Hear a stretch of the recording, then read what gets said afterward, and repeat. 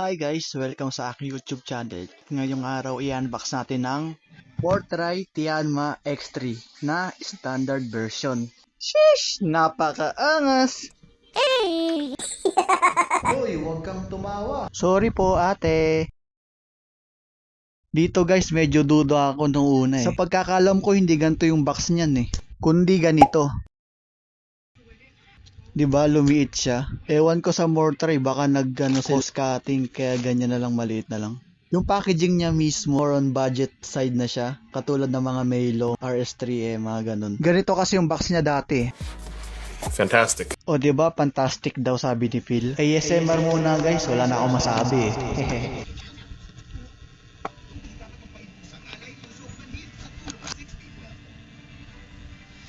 Sa sobrang ASMR par, narinig yung TV namin nakabukas.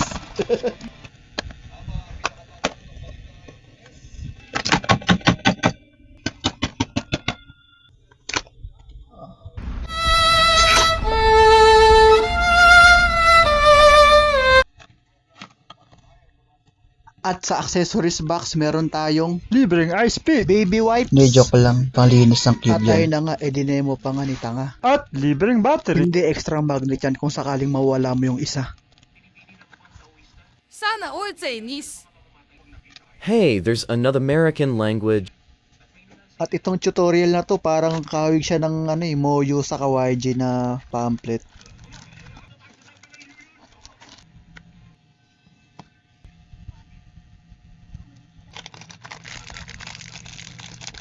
Unang hawak ko dito guys, may ka-same vibe siya na plastic eh. Mamaya maririnig nyo sa video kung anong klaseng cube yung ka-same vibes niya. Dito sa part na to, pinapakiramdaman ko yung magnet niya at nasa mahinang side siya men. Parang kaparehas ng Thunderclap B3. Maririnig naman sa video yung unang na-feel ko na kaparehas niya ng plastic. At dito i-return ko na yung cube at pinakiramdaman ko kung anong klaseng cube siya, kung anong performance, at kung maganda ba talaga siya out of the box. At maya maya maririnig yung aking expression. Out of the box. Ano siya? Dito. Dry. Parang may loob naman pero parang dry siya. At dito guys may nakita ako. Ano to? Ano to? Tapos dito tinignan ko yung lalagyan na extra magnet. Baka nahulog dun eh. At dito, napagalaman ko na nahulog nga siya sa mismong Rubik's Cube, hindi siya sa extra magnet. At dito, tinanggal ko na ngayong edge piece na nawala ng magnet. At dito nga, sinusubukan ko na ilagay yung tanggal ng magnet. Kaso lang yung kabila is, nag-a-attract sila. Di pala nakadikit yun o walang glue. Kaya para sa akin, medyo pangit yung design niya. Sa ano lang naman yan guys, sa lalagyanan ng magnet. Siyempre, kung beginner yung bibili nito tapos nagkaganyan yung cube niya, malaki na yung problema niya. Dito sa puntong to, medyo gigil na ako dito kasi ayaw talaga eh. At yun, kita naman sa video na in-stop ko muna yung rolling ng camera at ayan na nga, mga 2 minutes ata ako bago ko nabuo yan. Kasi talagang nagdidikit sila men, magnet kasi men. Hindi ko na alam mga pinagsasabi ko dito. At yun, tamang algorithm lang ako dito.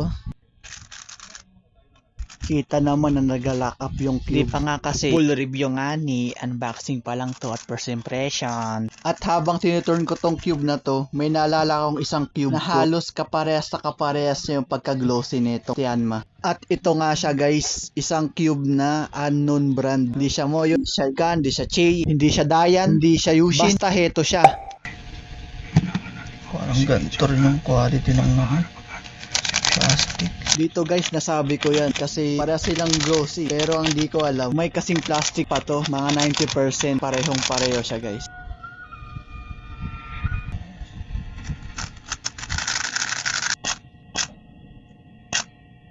Narinig nyo naman yun, di ba? Medyo crispy yung tunog niya. Hindi siya tulad ng mga modern Moyo na pag naluban sobrang tahimik. At kung alam mo yung mga design ng WRM, may pagkapareha sila dito.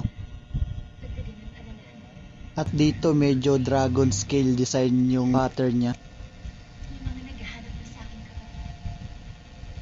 At dito nga guys makikita natin yung corner to pit magnet slot ng Tianma natin. Na ang unang nakitaan ko nito is yung MS3L ng MS Cube. At dito guys tinatrack ko kung saan banda yung magnet slot sa loob ng edges niya.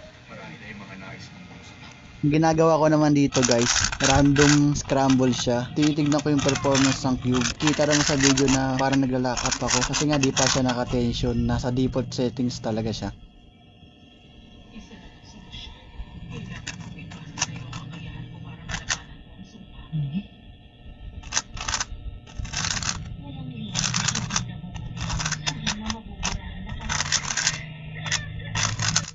At yun, ayun yung persolve ko dito sa cube na to. At kita nyo naman guys na medyo struggle ako. Since nagbibideo nga ako may cellphone sa harap ko, di ko makita yung cube at di ako mapag-look kahit na maayos.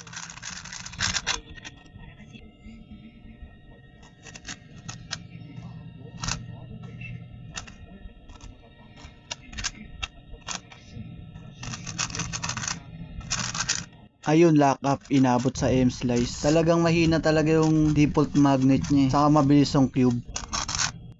Ayun guys, so kita nyo yan. Ayaw niya sumunod sa akin. At ito naman yung kanyang dual adjustment system. At ewan ko guys kung kita nyo, meron siyang na settings sa kanyang spring adjustment. At ang masasabi ko lang sa spring adjustment niya, goods naman siya. At kahit wala kang kuko, ma-adjust mo siya. Kahit wala kang tools, ma-adjust mo siya. Depende na lang kung wala kang daliri.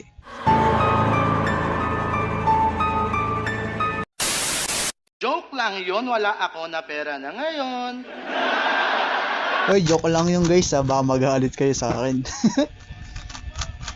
At oo nga pala guys, naalala ko, may kamukha siyang adjustment system. Yung nasa YJ Elite na flagship ng YJ noong 2019. Parehas siya.